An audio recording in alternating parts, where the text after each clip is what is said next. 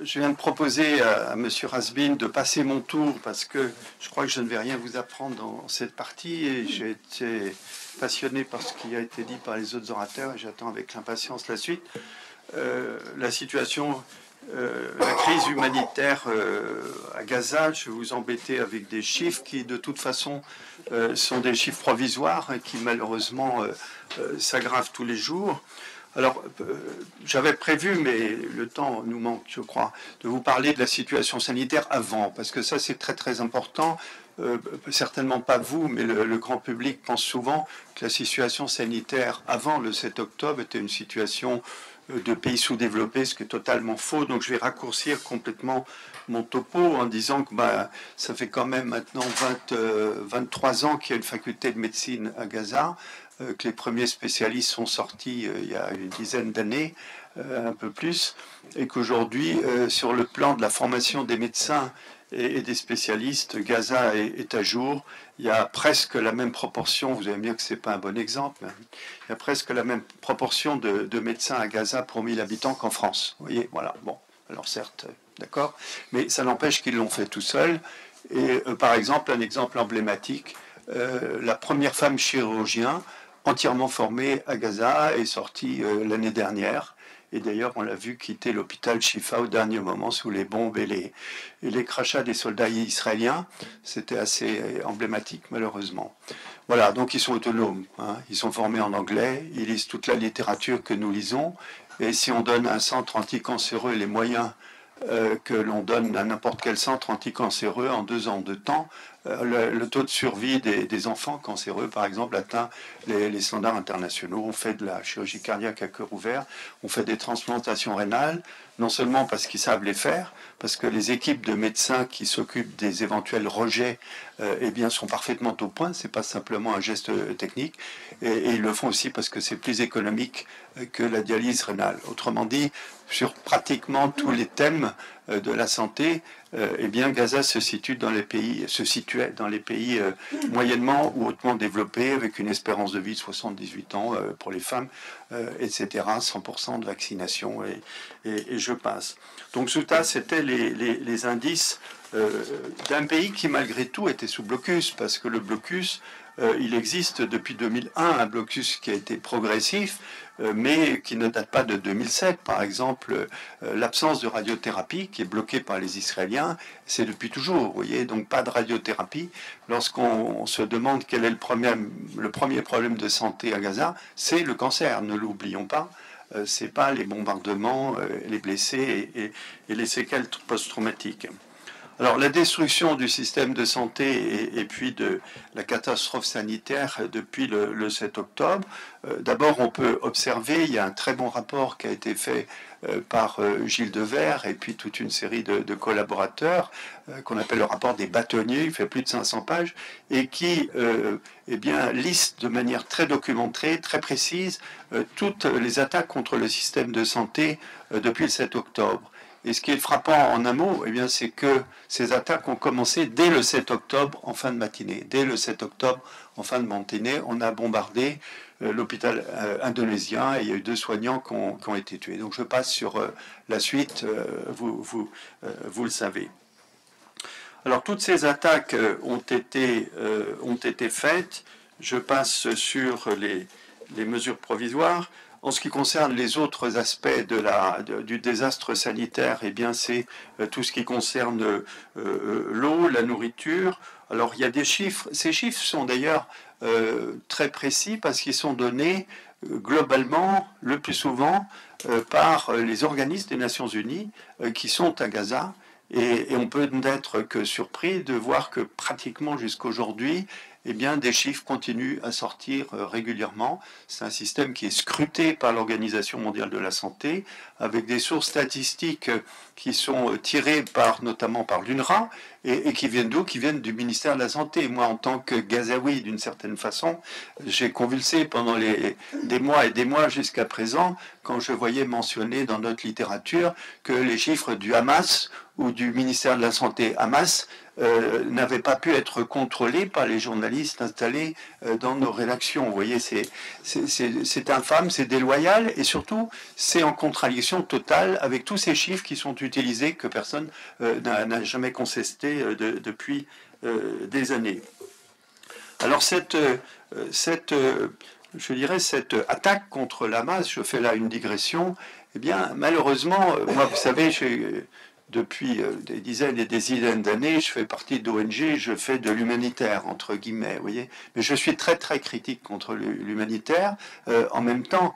Et au cours de mon dernier séjour, eh bien, j'ai observé finalement que l'une des dérives à laquelle nous assistions, eh bien, c'était tout ce Far West humanitaire qui débarquait avec moi d'ailleurs, j'y étais, hein, je suis coupable aussi, qui débarquait par Rafah, qui est fermé aujourd'hui, et avec finalement l'idée, eh bien, d'implanter, comme un peu dans le désert ou dans le Far West, des structures de santé avec, on apporte tout, on apporte l'hôpital, on apporte les tentes, les blocs opératoires, les médecins, les chirurgiens, comme si rien n'existait, vous voyez. Et pour résumer en 2 mots les 15 jours que j'ai passés à l'hôpital européen, certes c'est le dernier hôpital, celui qui n'a pas été bombardé, c'est le dernier qui fonctionne, eh bien, je dois dire que j'ai travaillé de manière excellente, et c'est-à-dire de la même manière que d'habitude, avec un personnel que je connaissais, qui me connaissait, puis ça fait 20 ans que je vais là-bas 3 fois par an. Et donc, ce que j'ai regretté, eh bien, c'est voir fleurir tous ces hôpitaux de campagne tout autour, qui d'une certaine façon ont contribué et contribuent toujours à siphonner une partie du potentiel, notamment humain, gazaoui, c'est-à-dire que lorsque vous êtes un chirurgien et qu'on vous propose un salaire à l'hôpital de campagne qui est un petit peu plus loin, ben vous avez une famille à nourrir, vous avez une maison qui a été détruite, vous avez déjà migré 2 fois de l'hôpital Shifa à tel hôpital et puis à tel autre, et puis finalement tout se termine à Rafah. Donc cet hôpital européen qui fonctionne, qui a du matériel toujours, il est vrai apporté par les humanitaires, il ne faut pas être trop caricatural, eh bien cet hôpital n'est pas utilisé du tout à son maximum et il pourrait doubler, voire tripler sa capacité. Et il y a malgré tout, on le ressent, eh bien c'est une certaine façon c'est un certain impérialisme que d'aller s'implanter là-bas et de négliger une capacité humaine et un plateau technique qui existe encore. Donc ça, c'est un aparté que je fais, c'est-à-dire que, évidemment, lorsque les armes seront tues, eh bien, il faudra recréer des hôpitaux qui n'existent plus dans le Nord ou qui sont très gravement endommagés. Mais si dans la situation, je dirais presque d'hier, parce que celle d'aujourd'hui est encore différente, si dans la situation d'hier, eh bien, on voulait créer des hôpitaux de campagne, à mon sens, ce sont des hôpitaux de post-opératoire, parce que vous avez finalement des blessés très graves, ceux qui ont survécu, bien, ils ont des fractures multiples qui vont mettre des mois à consolider, ils ont des plaies terribles qui vont mettre des mois à cicatriser, et ils sont là dans l'hôpital, ils encombrent les salles de chirurgie, ils n'ont plus de chez eux, ils ont besoin qu'on les mette debout, ils ont besoin qu'on les nourrisse, qu'on fasse une hypernutrition, donc il y a besoin de rééducateurs, de kinésithérapeutes, il y a besoin de nutritionnistes, il y a besoin de pédiatres, il y a besoin d'infectiologues, et ça serait dans des hôpitaux post-opératoire.